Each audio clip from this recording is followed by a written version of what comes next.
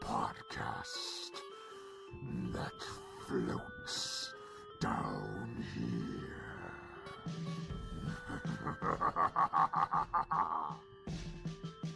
Hi, I'm Melissa, your Stephen King veteran. Hi, I'm Ben, the Stephen King and horror film fanboy. And hello, I'm Luke, your first-time Stephen King reader.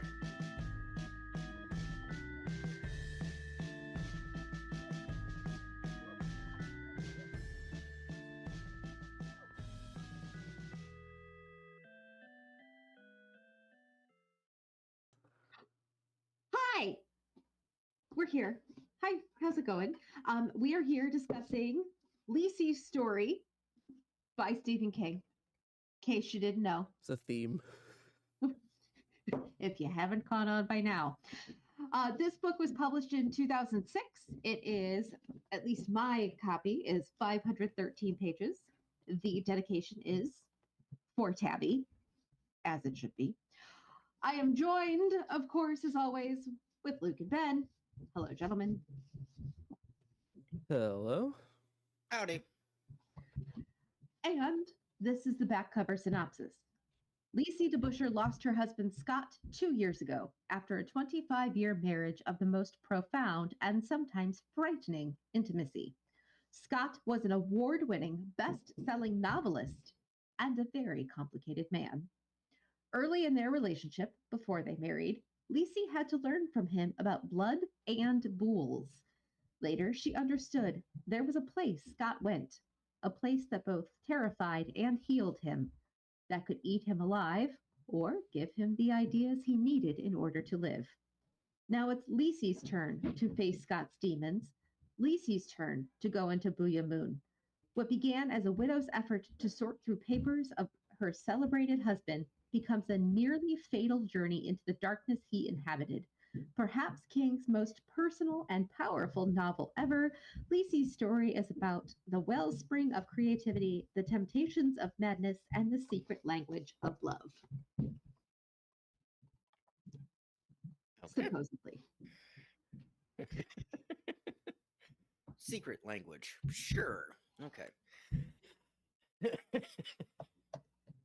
All right. So, to all of those who've been here before, welcome back. We definitely appreciate it. And to all of those new people tuning in and hearing us for the first time, welcome. Subscribe and like and share us around. Well, so we have a book to talk about. Luke, I feel like you have real thoughts as opposed to my rambling ones. Why don't you kick us off here? Yeah, so Of those thinkings. this book, I read through it once, and not like I chose not to read it again. I just ran out of time.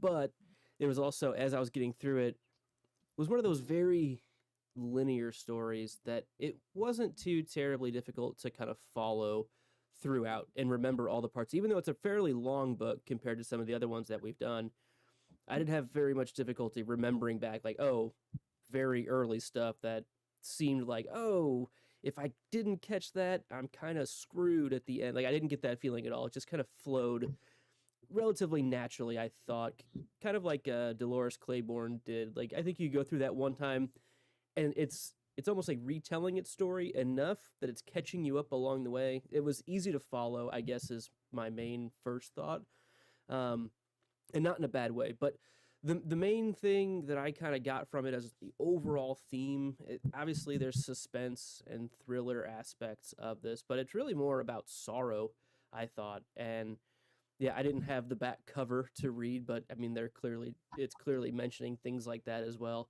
I'm glad you read it for us, but it's a story of loss and really how like those left behind sometimes have to deal with those demons that the deceased left behind, kind of thing, is the feeling that I got from it. And whether it's, this almost wraps into my second note as well, but I'll move on to that in a little bit. But the true demons and true monsters that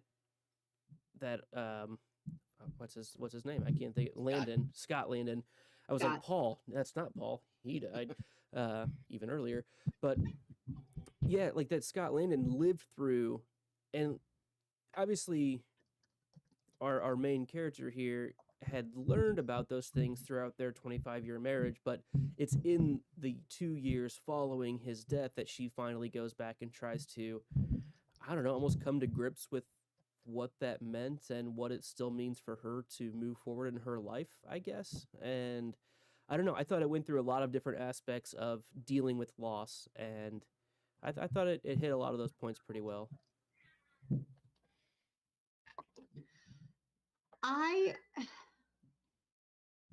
I'm trying to decide if I like Lisey. Not the book, but like the character of Lisey, because at first she comes across as this sort of maybe not frumpy, but like a kind of a nothing, right? A cardboard cutout that's just in the background, right? Big sister's going through all these pictures. It's like gal pal of Scott Landon. And you just get this idea that she's kind of a big nothing who's just this prop almost for this older, or for the husband and for the older sisters to kind of push around. But as she goes on, I think a lot of that feeling that I got was exactly what you were talking about, Luke, that idea of it being about sorrow and loss. Of course, she seems like a flat character to me, because in the beginning of the book, she is very flat. She's still grieving. There's not a lot of dimension to her. But by the end of the book, having almost processed the loss she had 2 years ago because of, plot points, she becomes the character that Scott has seen her as. And the more we see her through Scott's eyes as the book goes on, the more three-dimensional she becomes, even though she is our protagonist the whole time. So I think that's really interesting that you picked up on it being a book of sorrow. And here I am thinking like how the sorrow reflects how I personally viewed her and how that changed throughout the story. Right along with that, I feel like she views her way the way you're describing it at the beginning of the story. She always considered, she does not have a very good self-respect, I guess. Self-confidence, I think, is maybe a better word.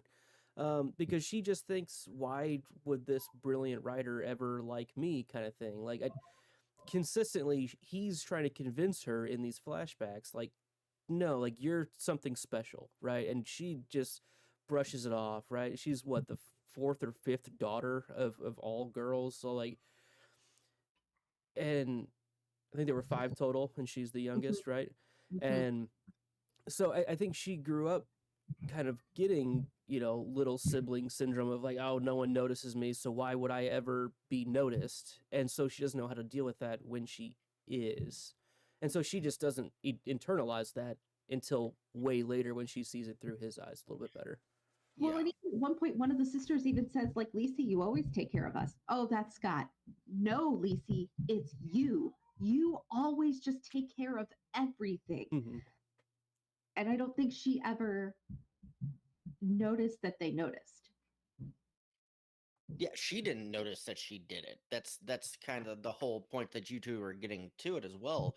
And I only made it through about an hour today on a re-listen. I was just trying to burn quick as I could, but a line hit me, and I remember hearing it the first time through, and I was like, "Oh, that's a funny line." But hearing what you guys have just brought into it and rethinking everything, a line that actually does stand out to me is, "Oh, she's just the good housewife that will cook him dinner, give him a quick Hummer to get him rested, lay in bed, and make sure he's in his right mind."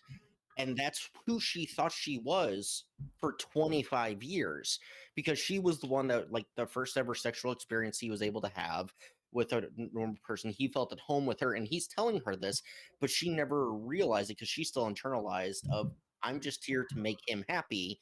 And it's not quite of, that's what I'm here to do. It's what you are doing, whether you mean to or not, kind of thing. And that's her with everybody that we see throughout the story as it progresses.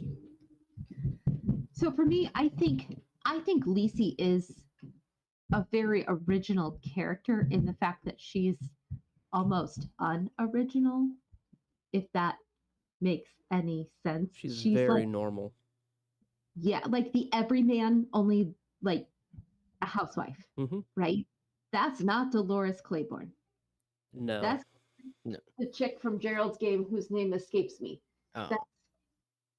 It's not, the little girl from Tom Gordon who was 9 years old, but like, I don't know, an Eagle Scout.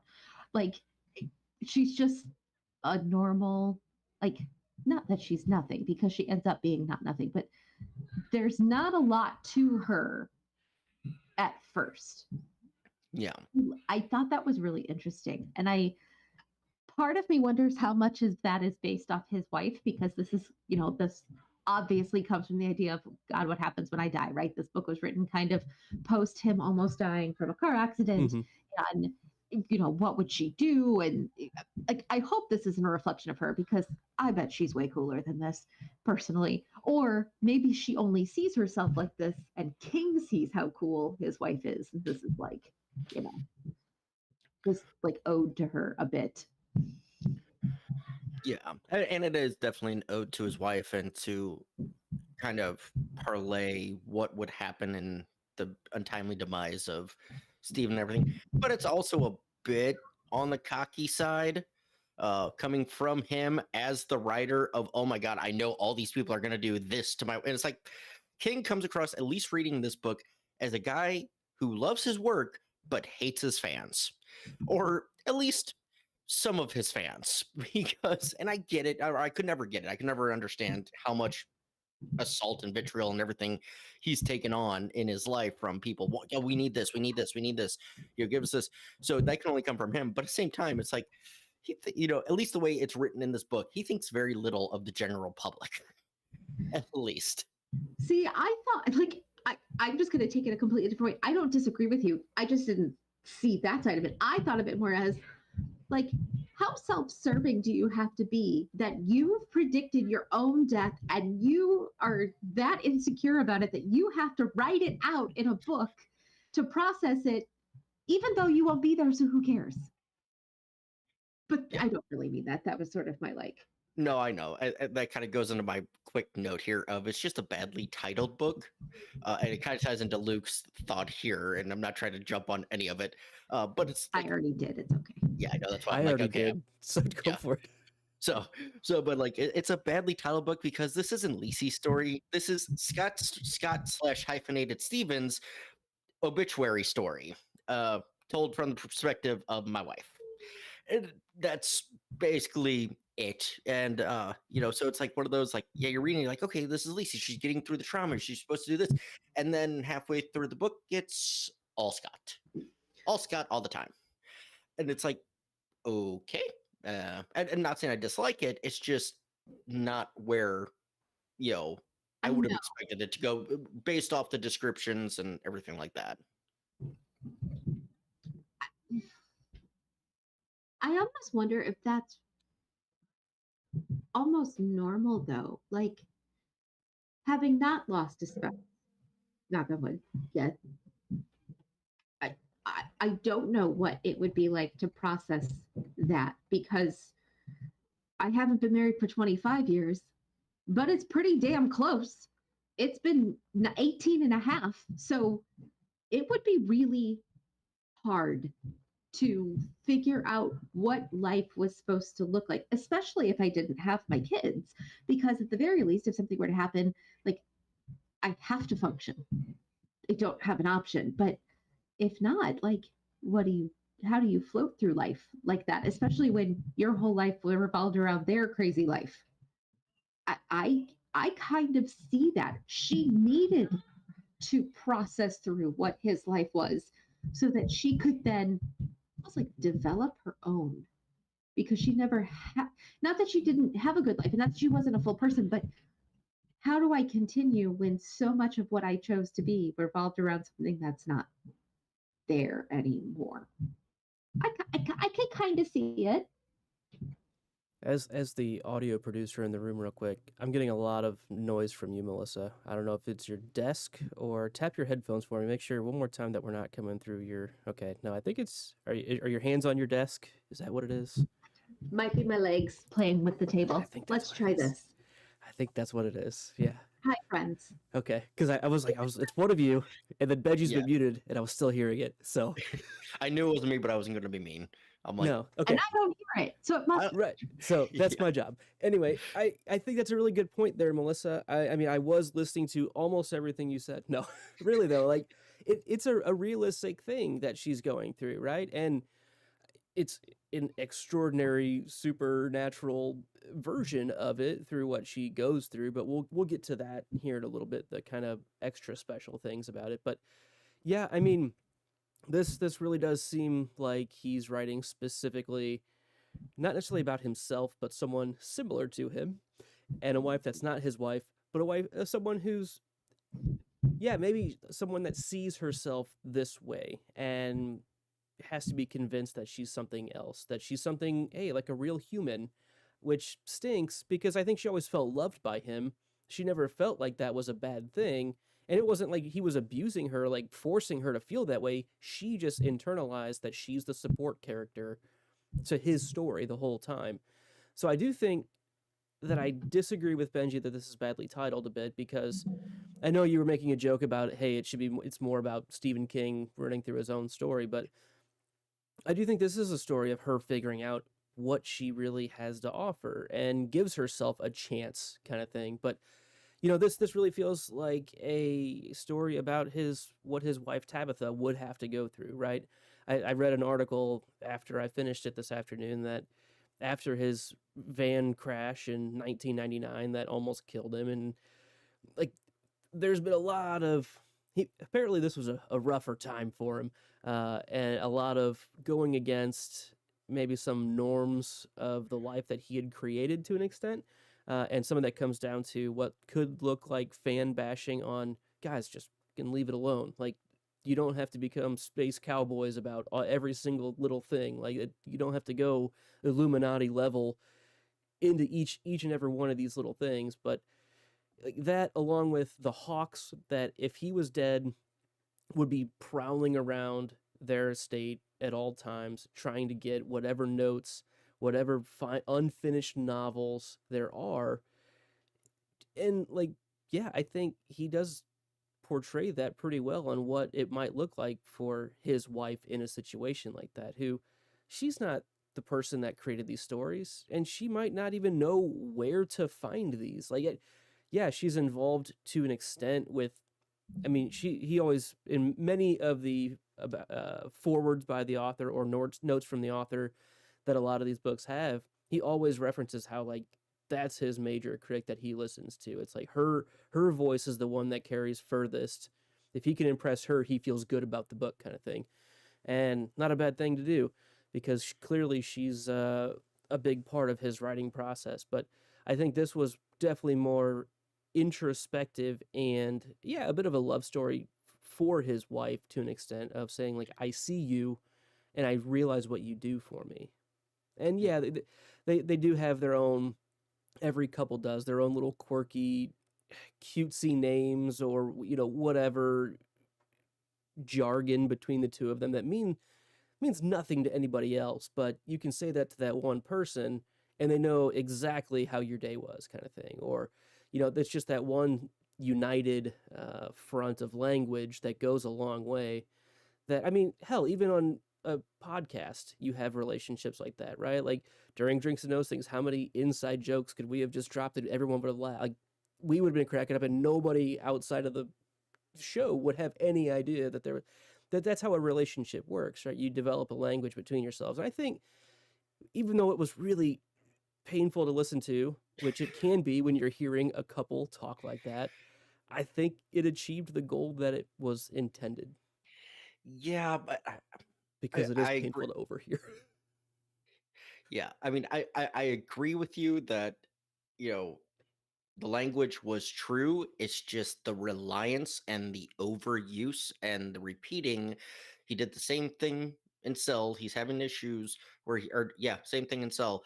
He's like repeating situations and scenes, and legitimate sentences are said the exact same way 10, 15 minutes later. It's like, I just heard her say that. In his defense, he did the same thing in Dolores Claiborne 12 years earlier. Like, I think this is a very typical Stephen King narrative choice, in that he gives you a little bit and then he tells a little bit something else, and then he goes back and tells you a little more. And like, I feel like it's Finding Nemo. I'm gonna let you out, and then you come back in. We're gonna go out a little bit more, and then we're gonna come back in, and then we're gonna go out a third time. And if you wanted to come back, I think that was done intentionally. I agree with that. And I would say it almost sounds like, Benji, that that's a narrative style that you dislike, I can't stand it. which is completely fair. Yeah. Personally, I hate Catcher in the Rye because of the like stream of consciousness type of writing. And this had a lot of that same feeling to it of her stream of consciousness coming back and forth. I stayed with it a little better than I do, but Holden Caulfield is like my example of how bad it can get. And it wasn't that bad. No, it wasn't. And that goes into kind of my note here, my next joke note. This is storyception. I swear to God, there was a point where she was thinking back to a time that she thought back to a time that her husband told her about a story about his father telling him a story. Oh, Jesus yeah. fucking Christ. And I'm like, okay, seriously, I want to slap you. Just go from A to B to C. We do not need D and E in here, or or or whatever. It was so, like, I'm like listening to it. I'm trying to pay attention. I'm like, okay, so where in the story are we? Where are we in the story in real time now? Are we in 1988? Are we in 1996? Are we in 1967? Where the hell are we? And it was very. If I didn't have like the book in front, I did not have the book in front of me. If I did, maybe it might have been a little easier because I could reference back. But audiobooking it, and no disrespect to Mara, the narrator, she did a fine job. She definitely The was little not boys the best. were awful. I'll say The that. little boys were awful. The men were awful. Like what Hick, Maynor sounds like he's from the deep south. Like accent wise was quite a bit off on certain things, but she tried and she kept the pace going. But I just it was tough. It was tough to follow along, and those goes to your Luke, of how it was all linear. And I'm like I you look like, what the fuck are you talking about? Like I the don't know. main It just story worked for was me because it tracked back. I didn't have to pay attention as closely to every single. I don't know. Like I didn't get lost because there were those loop backs that okay, well that was like a little side thing, and that just fits into this neat little piece, and now we just continue with the real. I don't know. It just didn't, and No, and it tracked with me. I guess. I guess I see what you're saying on that. It's just when you use the term linear, I'm like, this was like the last thing from linear. Me, but it was I see more what you're saying. simple flow, at least for a straight audiobook listen, actually faster than I typically do on a first listen because I don't know, I got comfortable with it and I didn't feel like I missed anything. Yeah. So I think it's interesting because I had felt like Benji at first. Like, wait, where am I at? And I actually, so I was maybe 2 hours into the audiobook, 2 hours of actual audiobook time, not 2 hours of my time. And I was like, I have to start over because I felt like I was missing. And so I actually started it over, plus at a separate time, actually opened up my book and read. And once I got to about page 100, it was like, book down, audiobook, I was good. It clicked. You had it. And then when I had about 3 hours left of the book, Benji told me his theory about being Inception-like. And I was like, damn it. Now I have to go back and because I wasn't really focusing on when each part of the story was happening. Does that make sense? It was just like the story was flowing and it made sense to me, but I wasn't tracking where in time those pieces were happening. I was just sort of listening and absorbing the Lisey-ness of it. So after I talked to you then, and it got really bad because here she was flipping between where she is with the sister, Amanda. where she at all the different times she was in Booyah Moon at the exact same time, flipping back and forth. And I was like, this would not have bothered me if Benji hadn't talked to me first. But because you did, I knew to pay attention to it. Yeah. Made it make more sense than so it probably would have if I had. It was like I had my own moment of like. That's so funny. Go ahead, Oh, Benji. Go ahead. Well, that was the other thing too, because you were talking. You're like, you kind of looked at me like, does it get better? Because I'm at this point, like the glass breaking scene, and I'm like, yeah, I wasn't. You're right. I was not as far as I thought I was. Yeah, it's very early. Well, no, that's about 8 hours. Trust me, that's about 8 hours in, and that's like very early. That's very early, is what I'm saying. Yes, this book is very long. But I was 8 hours in, and I was still early. I was the same way. And I'm like, okay, it took me up to that point, and I'm like, because that's where a lot of the jump back was happening up to, and like a good portion of it starts there. But then you only have a few hours left. Then you get into the main meat of it with Amanda and Lisey on the run and going to Booyah Moon, and yeah. And so I'm like, okay, the second half, I actually really enjoyed the second half of this book. First half, I'm like, I was falling asleep while driving my truck. And I'm like, like Melissa, did I miss something? Did I, because it just didn't feel important. I Where mean, does it start? Yeah, yeah, like he got shot, and I was like, okay, that feels like a whole story, but we're only in the beginning. So, like, what else can they do yeah. here? Now, is this the death? But that's 1988, or is this set in Right 1980? Is this set in 1990? Because they never said what year it was, like off at the jump. first. And so like, okay, so he gets killed in 1988. Is this 1990? So she did say it was 2 years ago, and then you're like, oh wait, no, he doesn't die here.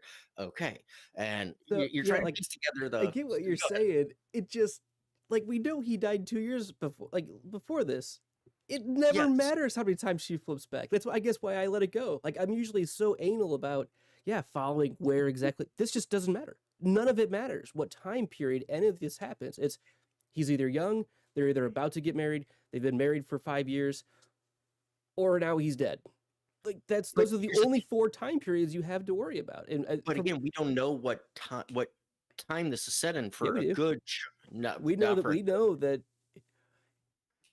I guess I made an assumption like every single other Stephen King book that we've had, it occurs at the day that it's published. For the and most part. We fair, haven't done one where it's been different. That the and main storyline has occurred within 6 months of the published date. That's I guess the assumption I went in with it. Green Mile technically, but we get the year. But there's Yeah, not exactly because you've got the framing There's a story. true frame story that occurs at yeah, the time of publish, which you don't get yeah. till later. I get it, but So it again, like follows. he's played that game with you don't know what year this is being written in, I don't or know, you it don't just know didn't what year bother this. me. I just didn't think it mattered in the least. But And so like we jump back to like 86 or 88, whatever, when he gets shot, and then but that was in 1996, and it's like what the fuck happened? Okay, so he dies in 96. So I'm like, okay, cool. And then like at the end, it's like, oh yeah, it's 2006, and he died in 2004. Well, son of a bitch, you know.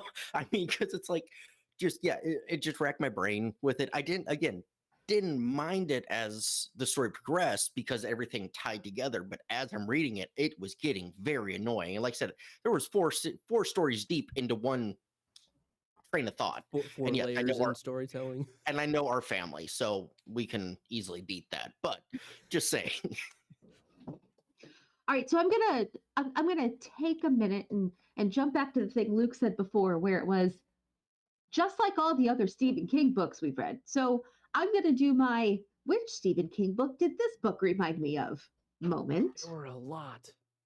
Why don't you tell me yours first? So specifically when they were under the Yum Yum tree, I very much, which out in the snowstorm, got a very Overwatch hotel along with the Antlers Lodge scene in general. Very, very much, yeah, Jack Nicholson. Just the I setting in I got general. a lot of that, The Shining, just from the fact that he was a writer and like and Every single writer. what That's happens when you're and everybody's a writer, but I think Jack Torrance was one of most of the characters we have are writer adjacent, sure right? screenwriters or And so I got a lot of, especially early on when you weren't quite sure what the crazy was in their marriage. I was like, ooh, is it going to be like subtly abusive like Jack Torrance was to Wendy, or and then it ended up not being at all, and they were actually a fairly decent couple. But I did get some Shining references. Okay, anything else? while reading it, I never wrote them down. I just know that there were like so many.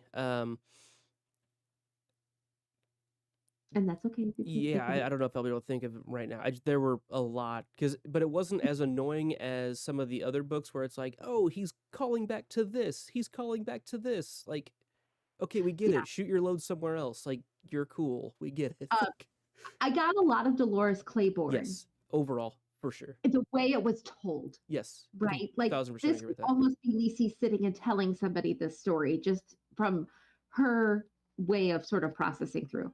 So that kind of tracked for me. And I think honestly, almost that is why I was more forgiving about the story jumping back because I thought of it more of a thought process because we're going through like it's like 2 days of time that she's dealing with.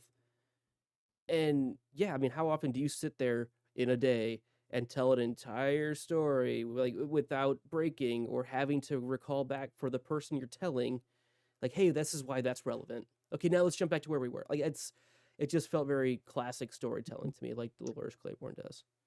So I will tell you the story that felt the most connected to this one, and it's going to be so random. It's a story called Rose Matter. And it's a story about a woman who leaves her abuse. It's a Stephen King book, but we haven't read it, so I'm just going to recap for you really quick. Who leaves her abusive policeman detective husband, kind of like on the run, leaves him and changes her whole life, right? Which then randomly in the middle of a secondhand clothes, secondhand stuff store, sound familiar? Mm-hmm. She finds a picture that she eventually can turn into like some sort of Roman goddess and walk into, and she tricks her ex-husband once he finds her, because high detective, into going in there, and like she kills him.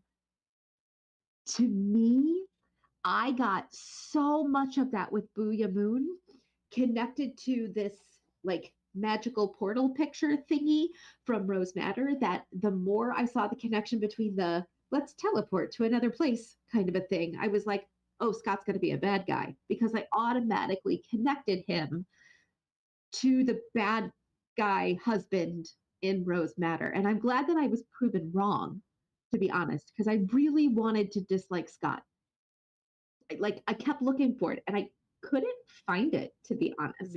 Pretty decent guy. Because there were so many, and I think to me that's one of the reasons why I did like this novel, because we finally got a husband who wasn't an asshole. It's been a while, right? Like Dolores Claiborne, asshole husband. Rose Matter, which you haven't read, but still, asshole husband. The Shining, asshole husband. What else do I got? The Girl Who Loved Tom Gordon, parents are divorced. Insomnia, all kinds of assholes in that book. Yeah. Just a bunch of douchebags. Scott, not that guy. Yeah, really. Yeah, and yeah, in fairness, really, in this book, besides, like I said, the his vitriol for the fans, or the way the diehard fans are portrayed, we only have one real asshole in this book, and Melissa, you have him mentioned as well. Zach McCool. Two more things that I thought of that. Go ahead. Misery, because of who we're about to talk about, and in general, like the Long Boy in Booyah Moon, which I think we'll come back to, very similar to like the Wendigo from Pet Sematary. So let's go ahead and talk about why Misery is relevant to this book, I think. Yeah. So, well, I think it is, and it's not. Well, actually, no. It actually definitely not the same. But it's not. But you're actually right. It's fairly close, because Annie only loved one series of books. She only loved one series of books. Zach McCool, or what was his, Dooley, right? Dooley, yeah. He did end up admitting he read all the books that he could get his hands on in the library. So very similar, number one fan and everything. And then he gets the spark in his head by the professor, the drinking buddy professor, Woodbine, and everything. And the only difference is Annie would have never acted on her instincts had she not had the opportunity. Mm-hmm. She was presented the opportunity.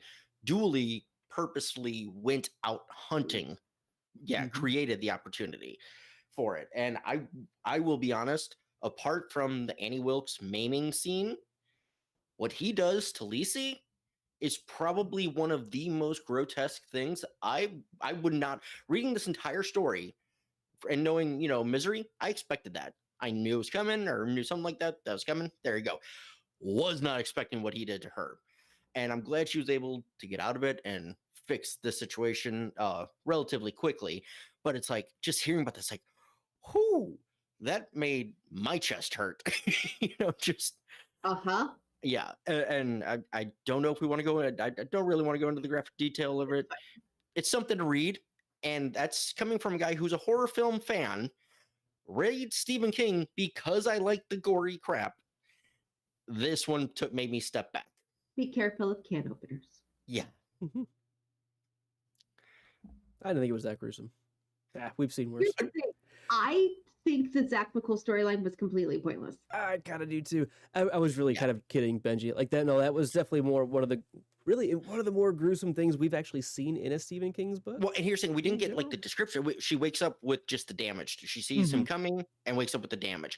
So it wasn't like the actual physical violence of it, but Right. yeah, the aftermath. So, Like, Melissa, your note, I agree with you. Tell us why it doesn't really matter. Because Lisey could have made just as much personal growth and development between the sister being catatonic and going through all of the things. I mean, maybe Zach McCool is the catalyst for her busting the sister out of, being in mental health lockup faster than maybe she would have. But I think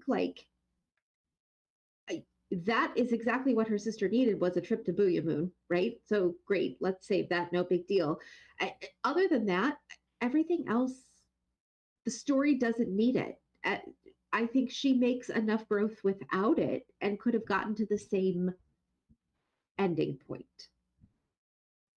I agree. And really, I don't think he really ever got past like mustache twirling idea of a villain. Like a Snidely Whiplash kind of a bad guy? Yeah, like exactly like that.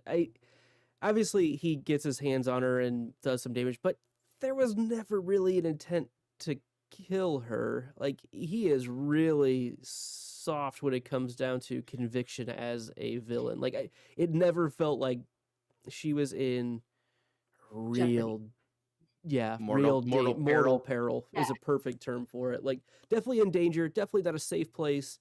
And like maybe he could be convinced at some point to kill her, but then he's shooting the cash cow, right? He's shooting the goose that lays the golden eggs. Like that doesn't make sense. She has the one thing that he thinks that she has, which she has no idea.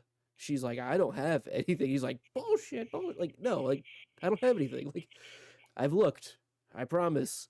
Like, I don't understand how she made the jump that when he was in a lockup for whatever, that he ended up being cellmate buddies to the guy who shot him back in '88. I'm like, that's a stretch. She found out they were both in the same mental hospital. I know, but like, And okay, I guess she just looks at him as someone who was probably a little mentally unstable, was interested in the books, and then was, to use the word, like, almost like Manchurian Candidate, like turned on by this guy, like a little bit, like radicalized, if you will. Like, hey, there's got to be more, and I get it's a bit of a stretch. It didn't bother me too much, Yeah. but I can see that being like, okay. Now, really quick, Zach McCool, he's the one from Nashville, correct? Or Zach No, that's McCool is the name for Gerd. Dual A. Gerd. So my question with Gerd was, did we ever find out, besides him just being a nut job, of his reasoning for it? Because I don't recall that at all. I think he had talked to Scott earlier at like before the speech or whatever that he the digging, right? Because it was for the groundbreaking for for the library. And I think there was something where he met him ahead of time and he was talking to him as one of those like deep nut readers. It is kind of the space cowboys is how they describe them, where they're like way off the deep end on theories and things where it's like, no, dude, it's unfortunately not quite that deep. And so I think he had talked to him about that beforehand, and Scott like politely kind of brushed him off, and I think it was maybe more rude to Gerd, and clearly Scott wasn't following up with confirming his literary suspicions. So guess what? You're not good enough. You should die. That's at least I'm projecting somewhat on that of what I think it was, but. Okay. I feel like we have talked about maybe all of the notes in here except for Luke's last note. Is that correct, everyone? I think so. Yeah. Okay. I feel like it always comes down to Luke has one more note, and it's about the magic. I feel like it's always like the last thing we do, at least like consistently the last couple. I feel like I should call it Luke's D&D note. So Booyah Moon, right, is really this. Is anyone else singing Blue Moon in their head every time they... No, I'm not.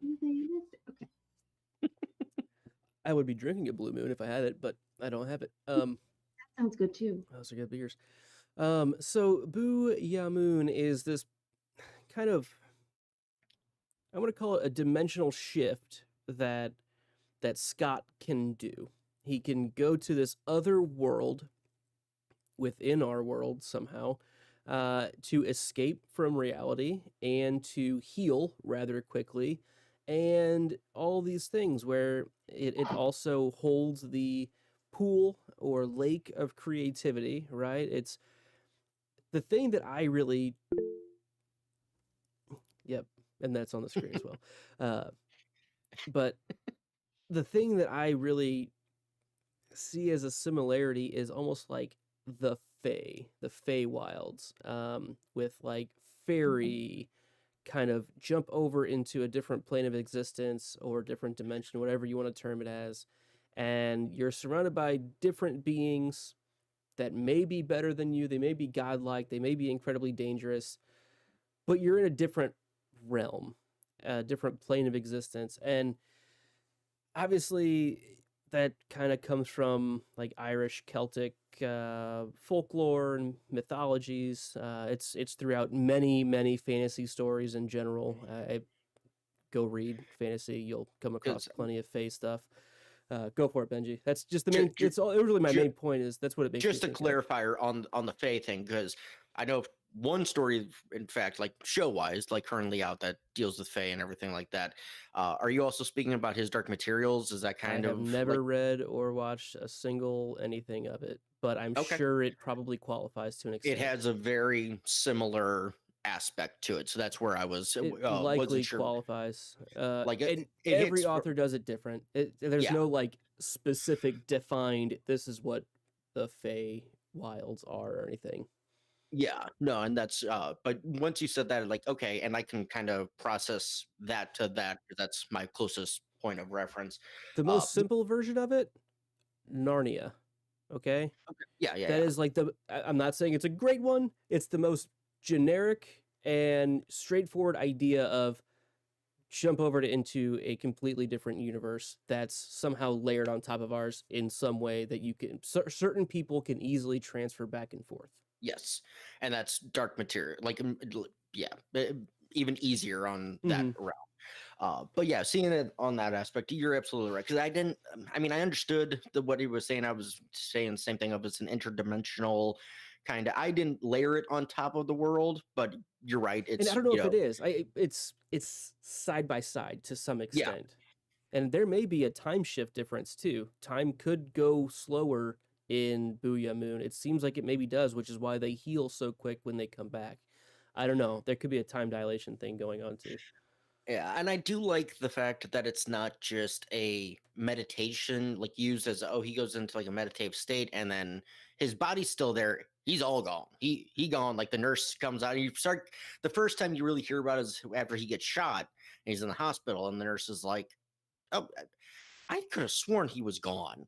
And she's like, "Oh yeah, he does that from time to time, playing it coy and kind of like you're getting the feeling that by that point that she doesn't even know. But then we later on learn she already knew about it 8 years beforehand, but she's playing it off in her own memory as she didn't know where he went or that he Hmm. actually did that. And so that's the other confusion with the time loops thing because just the story we got as it came through.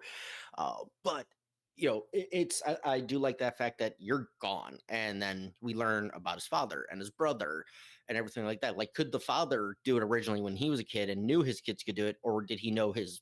Because they said it could skip a generation or two generations, so the father knew about it So but couldn't do I think that was more what Paul went through. That the what do they call them? The bad stuff, the gunkies.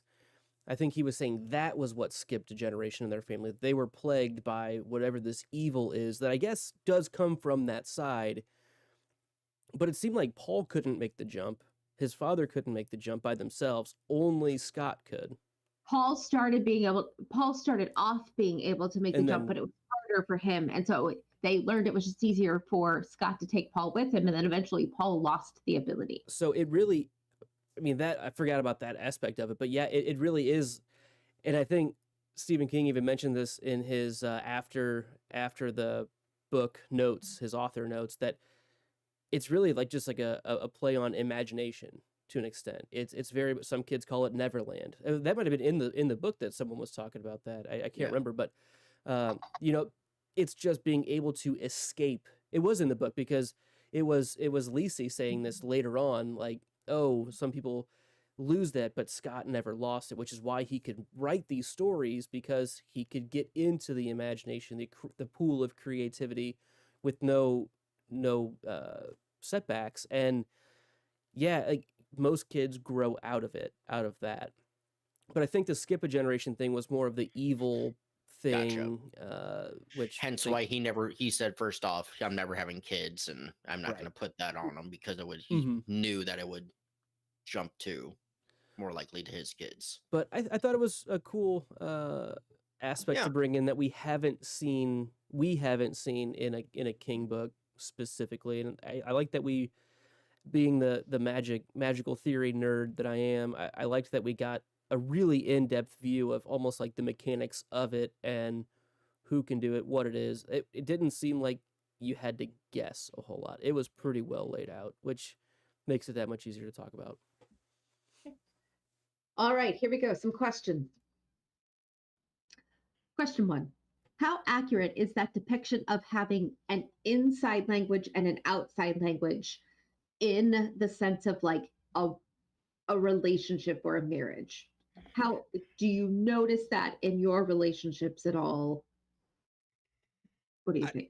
I think it was overplayed in this story. I as we mentioned, yes, I think there is a inside language that if I say something, my wife is going to know exactly what I mean, and when she says something, I know exactly what she's talking about without anybody else knowing what's going on. But it to the extent that it was used, I think it was to help drive home that fact. But it just was annoying. But as you would feel if you heard of people doing the cutesy baby talk.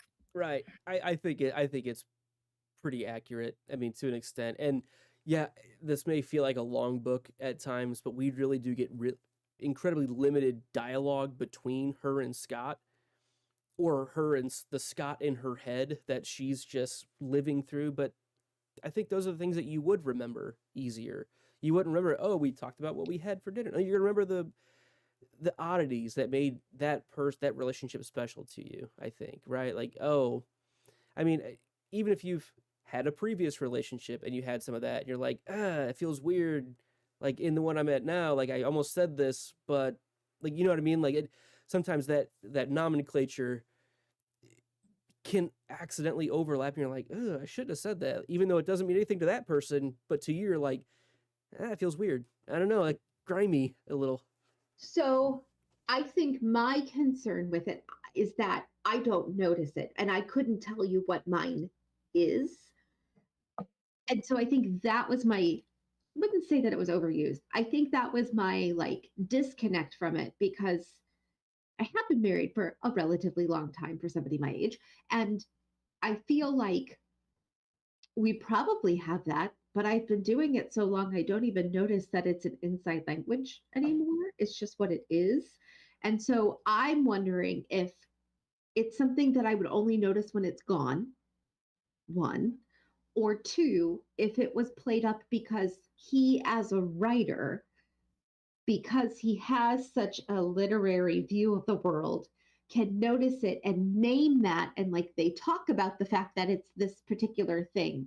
And that's why I don't notice it. So I'm just wondering, like, how come it's not something that I like sitting here? I could not tell you a single one from my house here. I'm sure they exist, and they exist with you guys or within our family, as in like the 6 siblings and our parents that even, and I can't think of one, but I know there are things. It could just be inside jokes, right? Roll his eyes at us for them. Mm-hmm. Yeah, absolutely.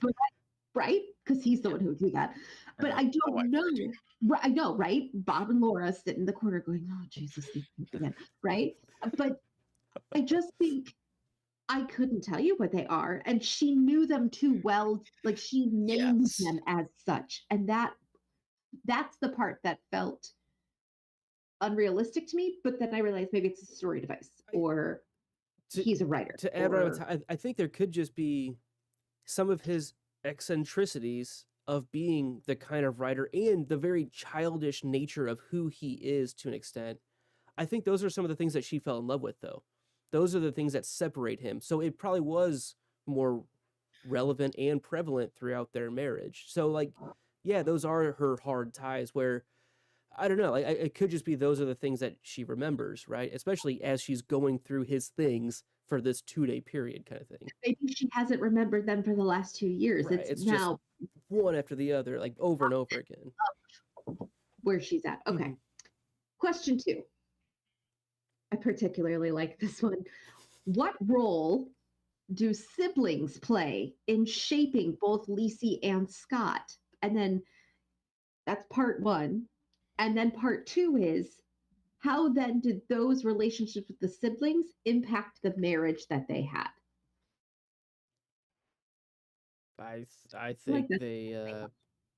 they defined them almost wholeheartedly. It seemed like the relationships that they had with their siblings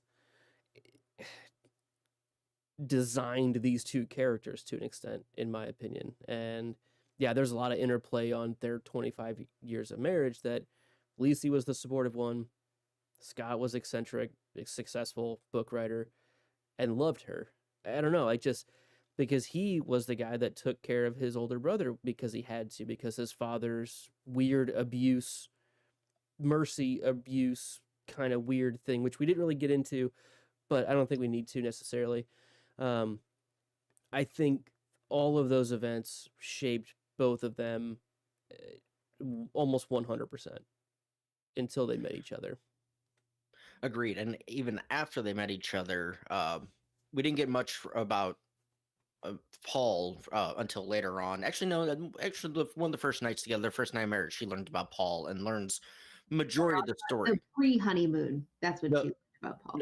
I thought those were the honeymoon night in the winter cabin. That's the pre-honeymoon. That's pre-honeymoon. Okay, Like that October before they got married, where he told her. gotcha. Yeah, and she got her first experience going. Right. It was the whole like, if you're gonna back out now, because here's all the crazy I'm gonna tell you before we get married. Yeah.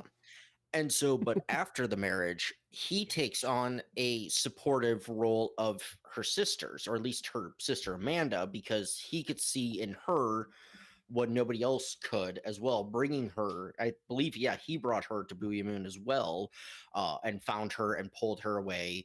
And so he took on that role of being the supportive one, keeping her level-headed so that Lisey could be somewhat normal in that mindset of not having to be the worrier about Amanda.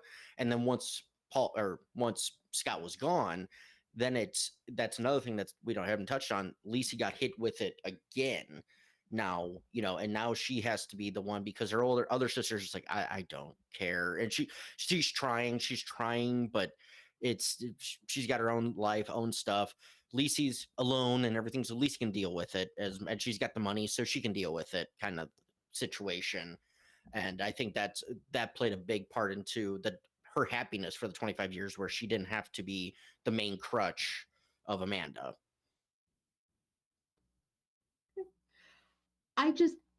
I wonder if they would have ever gotten together if it weren't for what happened with Paul, or it weren't for like, how Lisey felt like she was always sort of second fiddle to her sisters, right? Caught between, was it Darla? Mm-hmm. Is that right? Darla and the one we hardly ever see, whose name starts with a cat. Like how their constant guilt, and then Amanda's sort of crazy, I don't need to call her crazy but her mental health things, and then the sister who got away, and Lisey didn't get away because she was the good girl who kind of got like, if it weren't for that, Lisey would be somebody so different, and Scott would be somebody so different that I don't think they'd have ended up. Yeah, the nature of siblings, though. I mean, and that's just the nature of human nature. I mean, well, and those siblings are so they were so specific. It wasn't like normal siblings. It felt like they both come. Lisey's siblings kind of felt They were closer. We're closer to normal. Yes. Scott's whole family. Well, his whole family being his. You said we're wait on that. Okay. Yeah. But I think siblings were huge in. I don't think Scott would be a single instance of the successful writer he is without the instance that he goes through with his brother and his dad. I think it's Yeah. because of that that he can hold on to Booyah Moon and make that a consistent thing, which he makes $20 million off of. So, hey, Works out. Yep. Yeah. And had a 25-year happy marriage. right. Okay. So speaking of question 3, let's talk about Scott's father. Here's my question for you. Victim or villain? Yes. Both. Yeah. No, not an option. Well, it has to be because it's the correct answer. Yeah. He raised his sons the way he was raised, unfortunately. He knew what could come, what could be there, and he was trying to protect them from themselves. And so did he do it correctly? Can't say yes, can't say no, because Scott turned out reasonably normal, reasonably adjusted after years in the state, or ward of the state and all that kind of stuff, but reasonably adjusted and everything like that. Who'd say Paul wouldn't have had he not had the hereditary genes that caused whatever caused?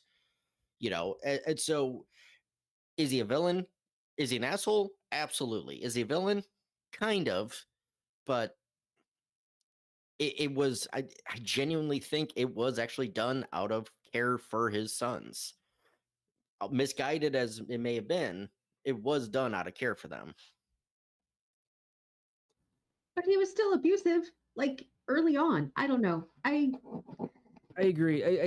It's complicated, right? It's unfortunately kind of complicated, and again, not a parenting technique that I will ever employ personally. Fair. But and I'm not even condoning what the abuse. Absolutely not right. But it's the same thing. Can you always blame the bully? I think this is what he grew up with, and he saw what his dad and his uncle went through. Right. I think that was where his uncle had it, and it went crazy, and they had to, or he died. I forget the specifics on that, but it seemed like it was a very defining moment for Scott's father of what happened to his great uncle, on why he was trying to do everything he could think of to help save both of his boys. It seemed like, and he was trying to toughen him up in a bad way. But guess what? They were also both incredibly aware of whatever this thing was. So, like, successful in some things, really bad means to get there. It's tough to really say. It definitely does some terrible, evil things. Shades of gray, I guess, to an extent. And do ends justify the means? Tywin Lannister. I mean, because what happened to Paul was inevitable. I think. I don't know. It seems like it, but I don't know. Been fine if he had been raised in a more normal setting, Right. without like chicken or an egg, right? Mm-hmm. So a question to this then. Would Paul have been subjugated to what he ever went through, the demon inside, had he not been introduced to Booyah Moon? Had he never been taught about it, told about it, went there? Escaped to it because of an abusive father. Exactly. Mm-hmm. So that's, like you said, the chicken and the egg. Did one cause the other? Would, that kind of thing. So that's just, an interesting thought process on it. Okay. And that was my last question. I don't really have anything else. We're going to move to my favorite or least hated, depending on how you feel about the book, my favorite thing. Luke, what was your favorite thing? So I really loved, it was kind of, I'll call it like the 3/4 point of the book is what it felt like. We talked about how, like, there's a scene about halfway through the book that feels like it, story-wise, is about a quarter of the way through the book. The first half is slow, but once it really starts going, I think it gets going pretty well in general. But whenever Amanda and Lisey break out and start Booyah Moon hopping, I loved all of that. I just thought that was awesome. Of like, all right, we've figured it out, and now we have this skill that we're gonna use, and we're gonna some shit up. Like, we are gonna mess this guy up that's coming after me for a stupid fucking reason. And guess what? I have superpowers now, basically. And I have an accomplice who also has been dealing with this and knows what we're doing. It was just awesome. Because then, like, Amanda was 100% back. And, like, there was a great sister thing going on between them that felt really natural, and just how two 60-year-old, almost 60-year-old women who've been sisters their whole lives, right? Hey, would talk to each other of like, hey, we haven't seen each other in a while, but guess what? I'm still going to give you shit and call you the little nickname that pissed you off when you were little, just because I'm trying to get a specific emotion out of you. Like, but I thought they were an awesome team for a really good cause, and superpowers too. Like, I just love that whole, them coming together. So I'm gonna piggyback off you for my favorite thing because it's very similar. My favorite thing was Amanda, just in general, because she's got like this no nonsense, no bullshit. Like, yeah, okay, so I've got mental health issues, and yeah, okay, I need my little sister, and yeah, okay, but like, oh, we're gonna kill a dude? Sweet, I'm in. You're gonna break me out of here? No problem. You need a reason why? Why are we going there? Because I said I was gonna slit my wrists if you don't. Oh yeah, no, she's gonna slit her. Like, I mean, like, You probably shouldn't go talk to the cops right now. Bad idea. Oh, yeah, oh wow, she's right. I shouldn't go talk to the cops right now. like every time Amanda. Now, the beginning of the book, Amanda with the picture thing, I was like, what is she doing? Yeah. But at the end, when it was like, oh, I need a reason, we're gonna do this. This is why we're doing. Of course we're doing. Oh, you want it? And, or Lisa would be like, hey, so we're gonna do this, and she's like, well, yeah. Like, why wouldn't we do? Ride or But I die. love that. I have a mini second favorite thing though, really quick. Norris Ridgeback at just now getting married, 10 plus years after. When was that? 93. Needful yeah. thing, right? So 10 plus years after all that happened, Norris is finally getting married. Glad he found love. And Eddie Clutterback, who she constantly called like Clucker Butt or something like that. That was a little like fun twist from old Castle Rock, but Yeah. those are my favorites. So to your point, Melissa, really quick, a quick quip that came to mind. Lisey walked up to Amanda. Okay, I need you to come with me. People are gonna get hurt. You can never ask me about this again. Whose car are we taking? It's a great movie, The Town. If you've never seen it, fantastic. But that your description is exactly who Amanda was right there. So my favorite thing, it was very hard for me because I didn't love the book, but I didn't hate the book. It was fine. And so and it's a long book, trying to remember everything that was talked about, and just us talking about Paul and everything. His description of his turn and the turmoil that Scott and Scott's father had to go through to finally decide. I mean, they let him live down there for like what, a week, 3 2 weeks, 3 weeks, 3 weeks. Yeah. So, as turning into this demon thing, and just imagine you have to make the decision that your brother's going to die by you or your father's hands, and it's just, and then you have to you have to hide the body because no one can know about it. And it's just, it was very, very well done. I think that's the point in the book where I was finally like, okay, I'm in. And I think that's a little shy of about, I'd say 12 hours in, 12, 13 hours in or so. And that's where I was like, okay, this is getting, where are we going now with this kind of thing? And so it just stood out to me. And here and there I was like, okay, wow. I don't know how I'd handle that.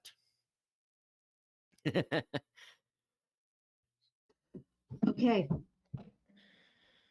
So now we are going to do our current ranking of where we would put this book in terms of the other ones.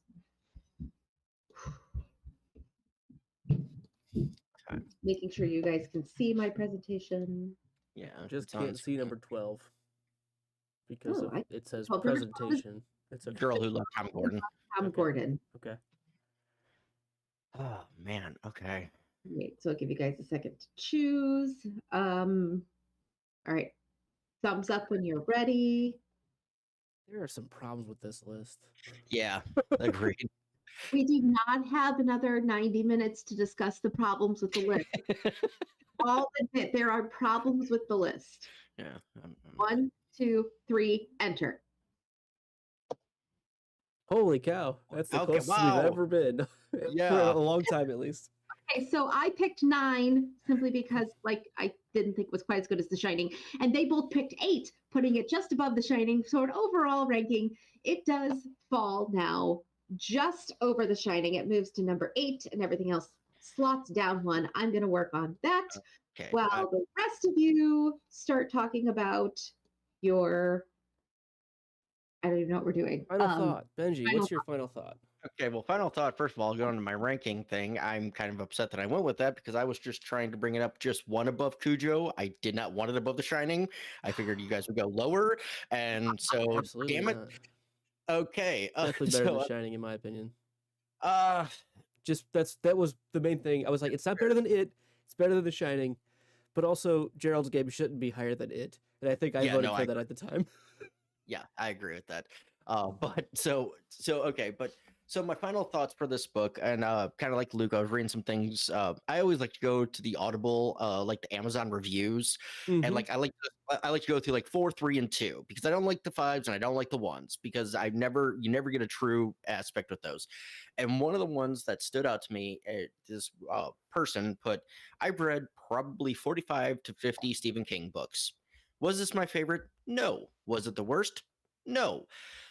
But if you like, if you're looking for Cujo, you're looking for It, you're looking for Salem's Lot, you're looking for Pet Cemetery, this is not the book for you. If you're looking for Green Mile, if you're looking for Dolores Claiborne, if you're looking for there was one other one that really hit that we have read, and I can't. I would say Gerald's Game there's some similarities. It might have been Gerald's Game on there, where it's more like not Misery. Yes. And Misery still falls in that more horror side. But if you're looking for the more Shawshank. No, we haven't read that one. Shawshank.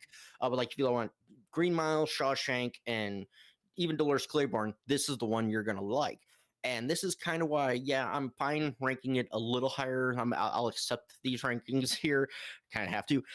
But it's because I agree with it. I don't love the slow plotting, all that stuff. Hence my reason for Girl Who Loves Tom Gordon being ranked really low, Cell being ranked really low. I don't like real slow stuff. And this was a slog. This was definitely a slog of a book, but it wasn't slow. There was always kind of something going on to at least listen in the periphery. If you're an audiobook listener, you can have it going and you're not going to miss anything super important, but you're going to know where you're at all times, which I definitely appreciate. So, me, like, I definitely did not dislike this book. I wouldn't say I overly loved it. Obviously, I ranked it an 8. It's just not as good as some of the other books that are above it, right?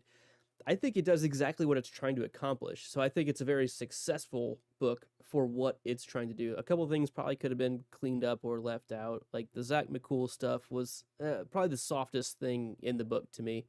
Just kind of either wasn't needed or could have been, I don't know, interesting. But in general, I don't know, maybe I listen to more 50+ hour fantasy books in general where there are a lot of really slow parts.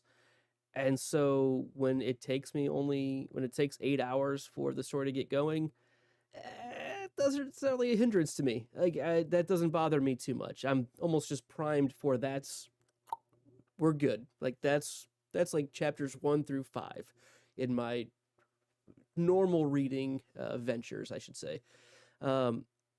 So like whenever you do get to that, there really was like, I'll call it like a Wednesday point. There was an over the hump point in this book where it's like, okay, now we are fast paced, running the rest of the track. Did you guys get that feeling as well, that there was definitely a tipping point where it's like, okay, now the story is going. All this other back stuff is going to become relevant. Could have been maybe squinched up a little bit. And it happened like when she was, everybody needs to leave me alone because I have things to do. Mm-hmm. And bam, everything started hitting all at once. Mm-hmm. Yes. Yeah. So, Luke, would you say she was running down a dream? No, I wouldn't, because let's not even go there right now. But in general, I thought this book was successful at what it's trying to do. and was an enjoyable read. I would recommend this book to somebody like Benji said. If you like Dolores Claiborne, I think you would appreciate this book for sure.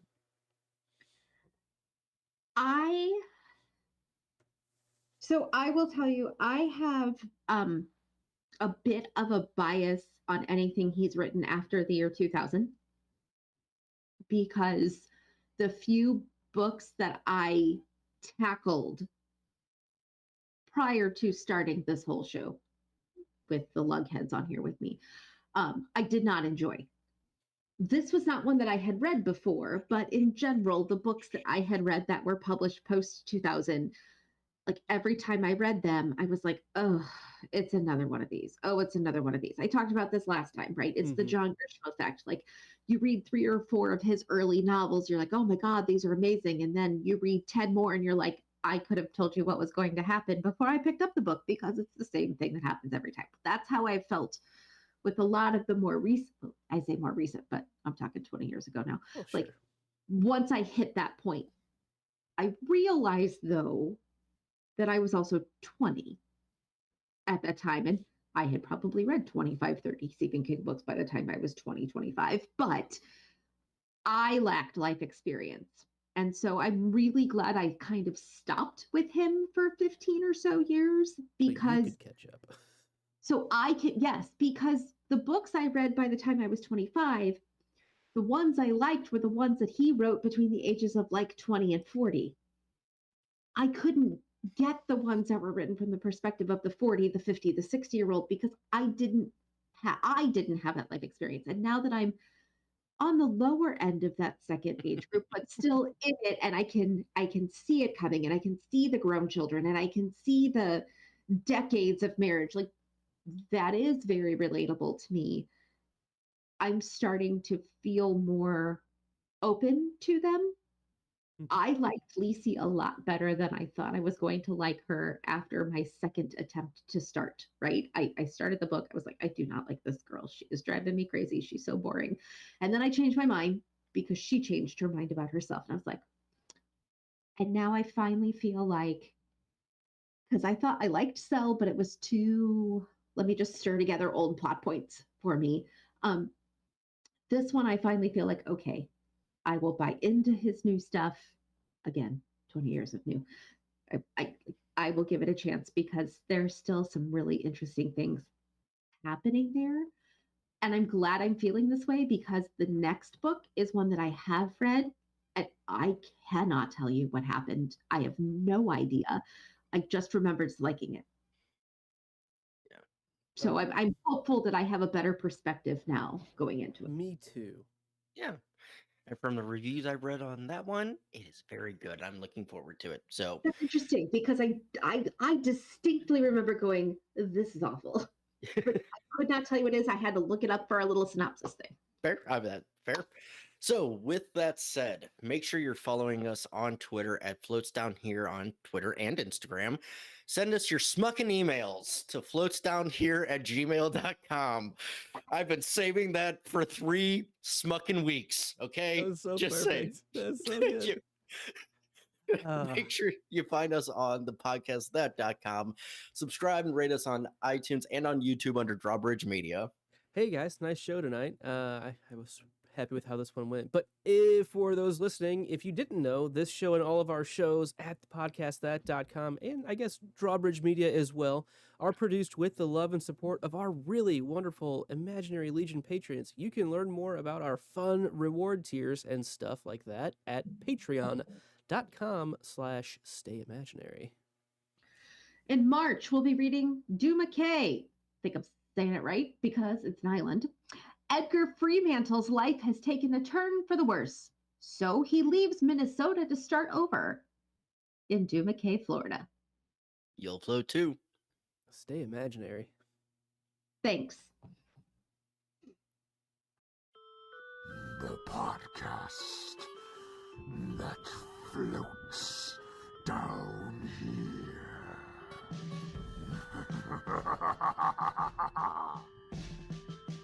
Hi, I'm Melissa, your Stephen King veteran. Hi, I'm Ben. the Stephen King and horror film fanboy. And hello, I'm Luke, your first time Stephen King reader.